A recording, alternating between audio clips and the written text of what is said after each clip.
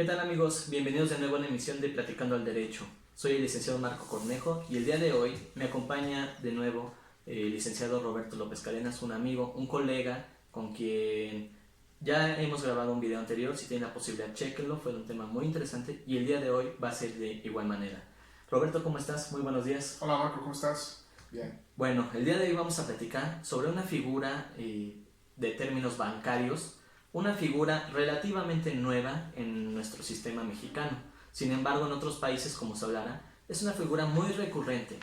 Hablaremos de una hipoteca inversa. Así es como se maneja y bueno, comenzaremos hablando sobre la hipoteca en general. ¿Qué es la hipoteca? Bueno, la hipoteca es un derecho real de garantía que se materializa mediante dos maneras. La primera de ellas es mediante la declaración unilateral de la voluntad, que es la excepción, y la regla general es mediante un contrato. En esta, la hipoteca consiste básicamente en que una persona llamada deudor hipotecario da en garantía un bien inmueble, por excepción bienes muebles, que serían nada más dos, que son los buques y las aeronaves. Esos bienes los otorga en garantía para responder accesoriamente de una obligación principal, ¿no? Hablaremos de un crédito, ¿no? Por ejemplo. Claro, puede ser otorgada para diferentes tipos de operaciones. Esto es muy importante, no se desprende de la posesión. O sea, él puede seguir utilizando esos bienes, pero otorga esos bienes en garantía a otra persona que se llama acreedor hipotecario. Entonces, el acreedor hipotecario, en caso de que la obligación principal no llegara a cumplirse, tendrá la posibilidad de ejecutar la acción persecutoria respecto de esos bienes y, en consecuencia, poder cobrar esos créditos que tiene pendientes con el deudor hipotecario. Así es, se requiere entonces iniciar un proceso para hacerse de esta hipoteca, ¿no? Hacer válida esta garantía que dejó el deudor. Hablemoslo en un ejemplo muy común, obviamente una propiedad, un mueble, una casa, un terreno, se deja como garantía y se hace una inscripción ante el registro de la propiedad. Claro, para que surta los efectos contra terceras personas, y hay que recordar, muy importante, los derechos reales son derechos que la doctrina denomina cabalgantes o ambulatorios, que persiguen a la cosa, no persiguen al sujeto. De tal manera que independientemente de quien tenga en propiedad el bien inmueble que está hipotecado, podrá fácilmente el acreedor hipotecario hacer ejercicio de esta acción que mencioné, con la intención evidentemente de cobrar el crédito pendiente que tiene a su favor. Perfecto. Bueno, esto en términos generales es de qué se trata una hipoteca, pero nuestro tema central va a ser una figura que es la hipoteca inversa. ¿Cuál es la diferencia entre una hipoteca y una hipoteca inversa? Bueno, iniciemos con los antecedentes. Tenemos entendido que la hipoteca inversa pues es una figura ya antigua, ¿no? La hipoteca inversa, para los que nos están viendo en estos momentos, la hipoteca inversa surge en el derecho anglosajón. La primera figura que el señor notario Eduardo García Villegas llega a destacar es la figura en el derecho inglés, en la década de los años 30. Después esa figura surge en el derecho estadounidense, para ser más exactos en Portland, Oregon, en la década de los 60. Y a partir de esa década es cuando realmente empieza a existir una difusión en los países anglosajones de la figura de la hipoteca inversa. ¿En qué consiste la hipoteca inversa, Marco? Así de manera muy general para poder ir desmenuzando de mejor manera todos estos temas. La hipoteca inversa en sus orígenes consiste en que una persona que ya tiene una edad determinada, para ser muy precisos en el derecho estadounidense, que es una federación y sabemos que cada uno de los estados que integran los Estados Unidos tiene su propia legislación, establecen de manera genérica 60 años, 60 años, ¿no? Vamos a tratar ese tema, 60 años. Una persona de 60 años. Una persona de 60 años que no tiene ya una posibilidad económica, ni física ni mental para poderse subsistir de propia cuenta, y que sabemos que las personas que ya tienen una edad avanzada tienen diversos problemas, ¿no?, de salud, que requieren cuidados especiales, que requieren medicamentos determinados, que regularmente son costosísimos. Entonces, la hipoteca inversa surge para poder dotar de liquidez a estas personas. ¿Y cómo poderlos dotar de liquidez? Mediante la hipoteca, ¿no? Y aquí es algo muy interesante. porque es la distinción entre la hipoteca genérica que comentábamos hace un minuto con la hipoteca inversa. Ellos otorgan un bien inmueble por generalidad, y ese bien inmueble a una institución bancaria, una institución de crédito, y esta a su vez les va a tener la obligación de otorgar a estas personas una renta mensual o periódica o en una sola exhibición, ¿no? Con la intención de que estas personas tengan la posibilidad de hacerse llegar de liquidez. Esa es, en principio, la idea genérica de la hipoteca inversa, ¿no? Que es una persona que, por sus capacidades, que por sus dificultades, no puede hacerse llegar de liquidez. Tiene un bien, tiene un patrimonio, pero lamentablemente sabemos ese patrimonio muy difícilmente se puede desprender, porque estas personas se enfrentan a que, en su mayoría, ese patrimonio es lo único que tienen, es donde viven, donde se alojan, ¿no? Si llegaran a venderlo, tendrían que buscar habitación y aparte solventar otros gastos, por lo cual la hipoteca inversa surge como esa respuesta de dotar de liquidez a esas personas. Y de hecho hay un tema muy interesante, he estado leyendo en lo que fue la guía sobre hipoteca inversa del Banco de España, que es donde está mayor regulado. Chequé ese aspecto de fiscal. Cuando se vende un bien, al menos en España y como en la mayoría de los países, se pagan impuestos. Se tiene que cubrir impuesto, obviamente de esa ganancia pues se va reduciendo, ¿no? En el caso de esta hipoteca inversa, al no tratarse de una renta, no tratarse de vamos a decirlo, de una ganancia mensual, no se trata de un salario, no se trata de ninguna figura en ese aspecto, está libre de gravamen, o al menos así en España se está manejando. Por eso tal vez es que es mucha la influencia, la concurrencia que ha tenido esta figura en países como en España, ¿no? Claro. Mira, Marco, aquí hay un problema muy importante, y tú que regularmente manejas el derecho laboral y la seguridad social, que van de la mano al fin del día, hay un problema muy importante. Esta figura surge en países y tiene un desarrollo en países donde el índice el promedio de vida de las personas es muy alto, ¿no? O sea, hay gente que vive más de lo que regularmente los estándares establecen que debería de vivir. Promedio creo que son 80 años, ¿no? Exacto. Por ejemplo, Japón tiene un problema muy grande. Hay muchísimas personas muy grandes, muchos ancianos, y hay muy pocos niños, ¿no? Me explico. Entonces, ¿esto qué produce? Que los temas de pensiones, que en este país son de risa, una burla, produce que a la gente no le alcance. Exacto. Y regularmente la gente de esta edad tiene ya un patrimonio consolidado, ¿no? Que son bienes inmuebles. Entonces, volviendo al tema de estos países lo que producen es dotar de liquidez a esas personas. Por eso la hipoteca inversa es muy usada en estos países, ¿no? Y aquí lo interesante, Marco, es que en nuestro país, a medida que las generaciones se vayan envejeciendo y aproximadamente en el 2040 tengamos una población donde los ancianos, donde las personas de la tercera edad sean muy alta, pues vamos a tener que empezar a utilizar este tipo de instrumentos que lamentablemente son novedosos para nosotros, a pesar de que existen desde hace muchísimos años. Entonces, eso es lo importante, Marco, y a tu audiencia, a las personas que nos hacen favor de vernos, de prestarnos algunos minutos de su tiempo, que conozcan, ¿no?, que existen este tipo de instrumentos. Y principalmente ahorita que tenemos una crisis económica gravísima, y que hay muchísima gente que no tiene la posibilidad de hacerse llegar de dinero porque no tienen trabajo. Entonces, lo que sí tienen ustedes, ¿no?, es un patrimonio, que ese patrimonio lamentablemente no tiene liquidez, ¿no? Entonces, con la hipoteca inversa, que es una figura del derecho civil, pueden las personas fácilmente hacerse llegar de liquidez y solventar esos problemas. Sí, estamos platicando que en México se tiene el antecedente que la regulación inició en el Estado de México en el 2013, actualmente nada más lo que es el Estado de México 2013 y Ciudad de México en 2017 es donde se encuentra la figura consolidada en los códigos civiles. Pero al menos en lo que he checado, en la página oficial de BBVA, que es el único banco que al parecer comienza a regularlo aquí en México o utilizarse más, lo puedes ocupar en cualquier sucursal, ¿no? Cualquier banco, en cualquier entidad, el banco pues está admitiendo esta figura. Entonces, en términos generales, ¿esta figura de qué se trata? Bien lo dijiste.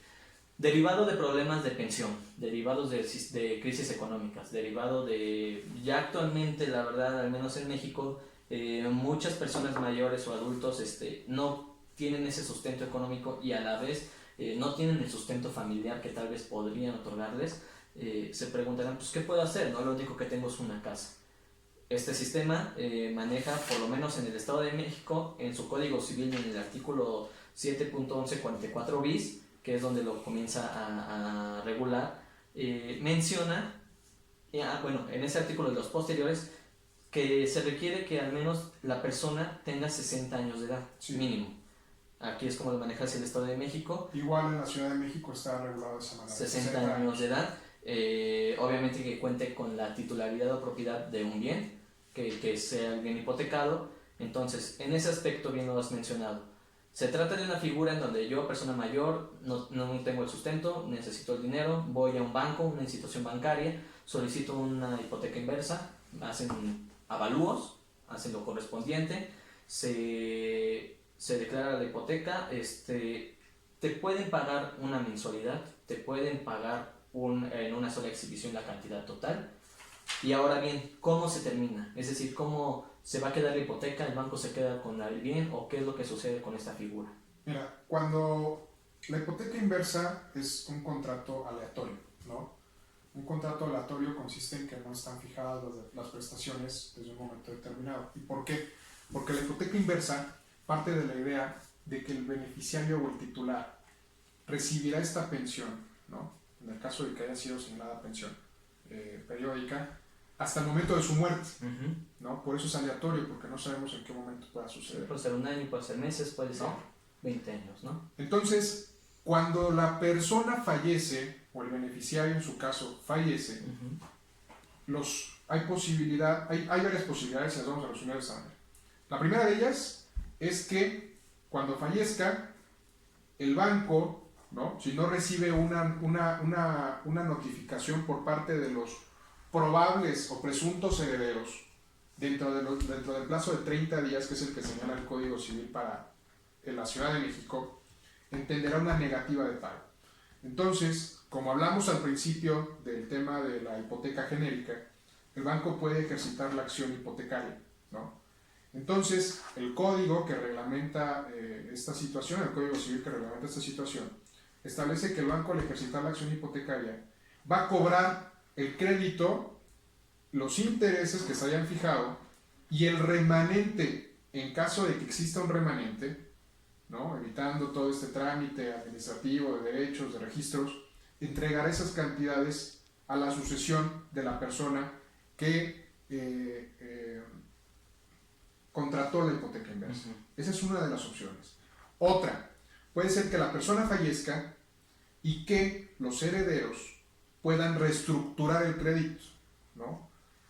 Está el bien, ¿no? Ese bien va a existir, y las personas que probablemente puedan ser herederos tengan la posibilidad de renegociar con el banco o con la institución crediticia, porque así lo establece el código, que puede ser cualquier entidad financiera, sin distinción precisa que sea un banco forzosamente. Entonces, ellos pueden reestructurar ese crédito. Entonces, la sucesión se adjudicará, o los herederos van a adjudicarse en la propiedad, ¿no? No obstante, esa propiedad seguirá hipotecada hasta en tanto se cubra el crédito que se le otorgó en un primer momento. Y una tercera opción podría ser que la sucesión pague, ¿no? Los presuntos herederos paguen el crédito que en su momento se le estableció al beneficiario o al titular de esa hipoteca, paguen al banco o a la institución crediticia, y en ese momento consolidan, bueno, está de más, se adjudicarán la propiedad sin ningún gravamen. La hipoteca inversa se extingue. Esas son las posibilidades para poder terminar esa hipoteca inversa. Una pregunta entonces, ¿esta figura entonces no se podría tratar o la gente podría entenderla como si dejaran una deuda a los herederos? Podría ser, Marco, pero también hay que ver yo considero que sí, pero también habría que ver la viabilidad de que en este país muchísimas personas de la tercera edad lamentablemente encuentran una situación de violencia económica principalmente. Son personas que ya no tienen la capacidad de trabajar, ya no tienen la capacidad de poderse hacer llegar de dinero y tienen que conseguir dinero de alguna manera. Entonces, contestando a tu pregunta, yo creo que sí, que realmente ahí es un tema más que vela por la seguridad, ¿no? Por un principio de responsabilidad respecto de los adultos mayores que han trabajado toda su vida y que lamentablemente pues nada más tienen ese bien inmueble, ¿no? Pero sí, yo creo que la respuesta es en ese sentido. ¿Tú recomendarías utilizar esta figura? Mira, como está la situación hoy en día, como la seguridad social lamentablemente en este país, y con todo respeto a los que se dedican a la seguridad social, es de risa, es una burla, yo considero que es una opción que aporta el derecho civil y que puede ser válidamente usada para poder resolver los problemas económicos de las personas que los tienen, ¿no? Principalmente los adultos mayores que lamentablemente en muchos casos están en el abandono total. Entonces yo creo que la hipoteca inversa, y por eso es el afán de difundirla aquí, quizá de una manera muy sencilla, muy poco especializada, pero es para que la gente sepa que puede recurrir a este tipo de instrumentos. Que exista este instrumento. Que existen esos instrumentos, y que primero, eso es muy importante, Marco, acudan con un abogado, ¿no? Acudan con un abogado, que sepan qué les conviene, ¿no? Y obviamente en su oportunidad hacer una comparación respecto de qué institución crediticia o qué institución o entidad financiera les permite una mayor renta por sus bienes, ¿no? O sea, imagínate que una persona de la tercera edad que tiene 60 años reciba 15,000, 20,000 pesos por 20 años, que el promedio de vida es más o menos ese, 80 años, pues obviamente ese nivel de vida va a ser diferente, ¿no? Va a ser completamente diferente. Y al final del día, como lo preguntabas, los herederos van a tener un remanente, ¿no? Quizás no es todo, pero al final del día es un remanente. Entonces yo creo que lo más importante aquí es velar por los intereses de las personas mayores. Y esa es la respuesta que otorga la hipoteca inversa, ¿no? En sentido muy general. Me parece muy bien. Bueno, y bien lo comentaste, al menos en México hay estudios que se han señalado que al menos en nuestra generación, quienes muchos tal vez no contamos con seguridad social o no hacemos esta aportación como se debería debido a los bajos salarios o como se busque, se entiende que posiblemente para nuestra generación la futura pensión que logremos obtener se está hablando entre 2,000 a 3,000 pesos mensuales, ¿no? Estamos hablando de que es nada, es dinero, es un dinero que no te alcanza para nada, ¿no? Entonces, esta figura, la hipoteca inversa, es una figura, pues, como bien lo mencionas, novedosa para nosotros. Estamos intentando difundirla y qué bueno que estos videos sirvan para difundirlo, ¿no? Que sirvan para el manejo, para que llegue esta información a personas que ustedes consideren que le pueda interesar. Hablemos de que una institución bancaria, pues, es una figura, por así decirlo, algo social, ¿no? Bien lo dices. Se busca recrear una pensión, por así decirlo, una mensualidad a la persona que puede cambiar su estilo de vida, ¿no? Que puede mejorarla, que puede, pues ya, por así decirlo, ¿no? Una persona que ya está en los últimos años de su vida, ¿no? Ese dinero puede ser bien de su provecho. Bien lo acabas de mencionar. ¿Cómo se termina entonces una hipoteca? La hipoteca simplemente es devolviendo el dinero, es decir, las mensualidades o el pago que se hizo, se quita la hipoteca, o bien los herederos tienen dos posibilidades, que bien lo dijo, vender la vivienda y con el remanente pagarla, y bueno, se quedan con un remanente y ya, ¿no? O bien la tercera, que los herederos puedan suscribir una nueva hipoteca o convenir con el banco para crear estos pagos, ¿no? Muchas gracias, Roberto.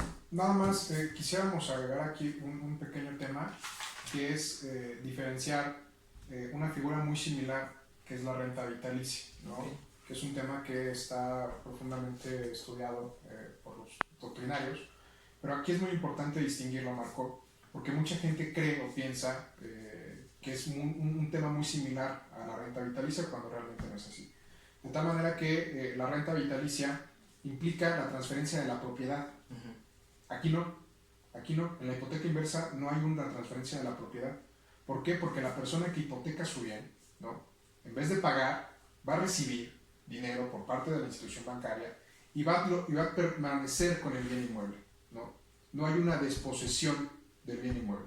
Ellos continuarán viviendo ahí hasta que fallezcan, y regularmente esta figura, como bien lo decías, suele confundirse, ¿no? Inclusive hay notas que hablan de un despojo, ¿no? Una forma nueva de despojar a las personas adultas mayores.